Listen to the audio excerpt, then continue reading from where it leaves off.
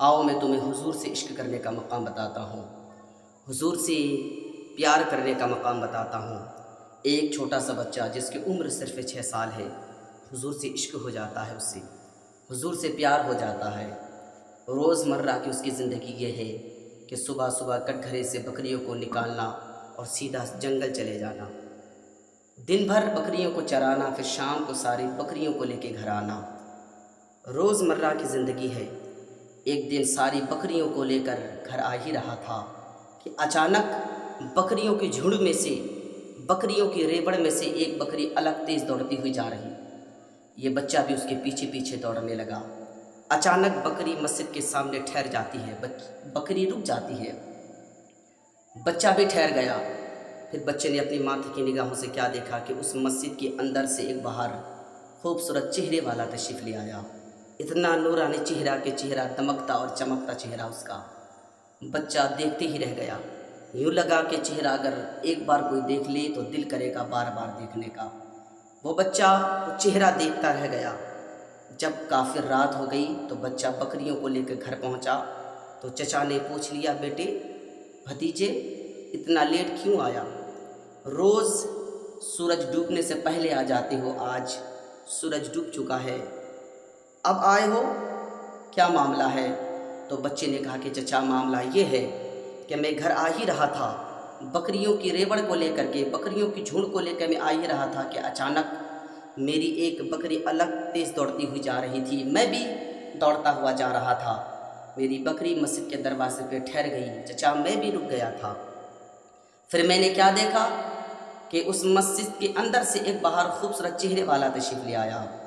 چچا اتنا چمکتا اور دمکتا چہرہ تھا اس کا کہ میں نے کبھی ایسا چہرہ کسی کا نہیں دیکھا، میری نگاہوں نے ایسا حسین اور اتنا خوبصورت چہرہ کسی کا نہیں دیکھا۔ تو چچا نے کہا کہ بھتیجے بتا تو صحیح، شہر مکہ میں اتنا حسین چہرہ کس کا ہے، اتنا خوبصورت چہرہ کس کا ہے؟ تو اس بچے نے کہا کہ چچا جب میں بکریوں کو لے کر گھر آ ہی رہا تھا تو میں راستے میں تحقیق کی، راستے میں معلومات کی کہ اس حسین چہرے کا نام کیا ہے۔ تو لوگوں نے بتایا کہ اس حسین چہرے کو حضرت عبداللہ کا لال کہا جاتا ہے، اس کو نبیوں کا تاجدار کہا جاتا ہے، امام الانبیاء کہا جاتا ہے۔ اتنا بھتیجے نے کہا تو چچا کا جو رویہ تھا وہ بدل گیا، اس کا چہرہ سرخ ہو جاتا، لال ہو جاتا ہے، اور چچا نے کہا کہ بھتیجے تم نے یہ کیا کیا؟ تو جس کی تعریف میرے سامنے کر رہا ہے اس سے میری دشمنی ہے، میں اس سے دشمنی رکھتا ہوں، تو اس کی تعریف کر رہا ہے۔ تو چچا نے ڈنڈا اٹھایا اور غصے میں بھتیجے کو مارنا شروع کیا، اور مارتے مارتے یہ کہا کہ بھتیجے سن لے، تو اپنے دل سے اس نبی کی محبت کو نکال دے۔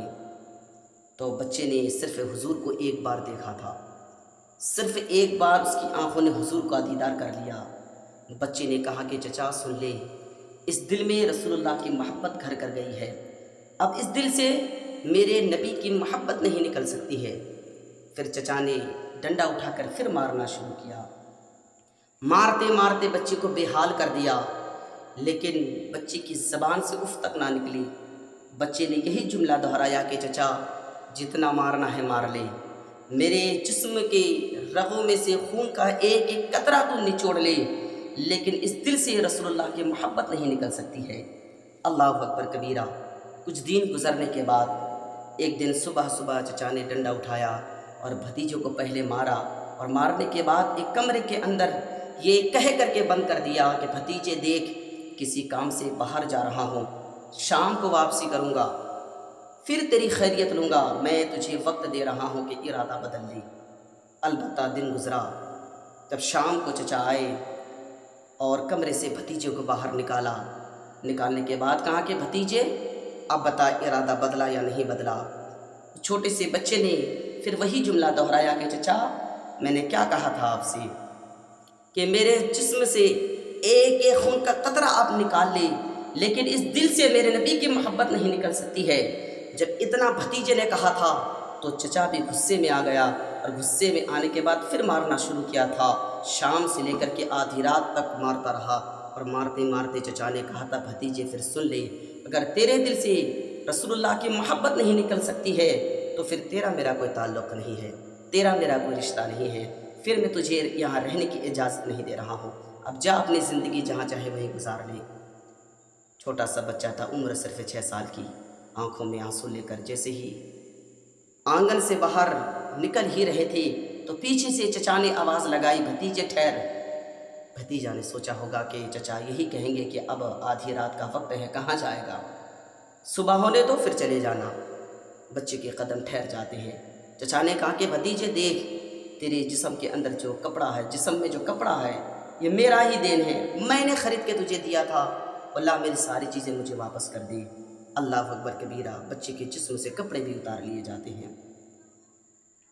تاریخ بتاتی ہے کہ مکے میں وہ سرد رات، اتنی ٹھنڈ کہ اگر کوئی بندہ رات کو نکلے تو رگوں کے اندر جو خون ہے وہ بھی جم جائے۔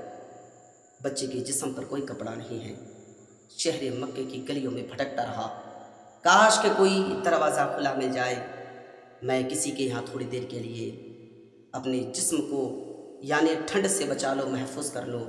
لیکن جناب والا اتنی سرد رات کہ کوئی بھی دروازہ کھول کر کے نہیں سو رہا تھا۔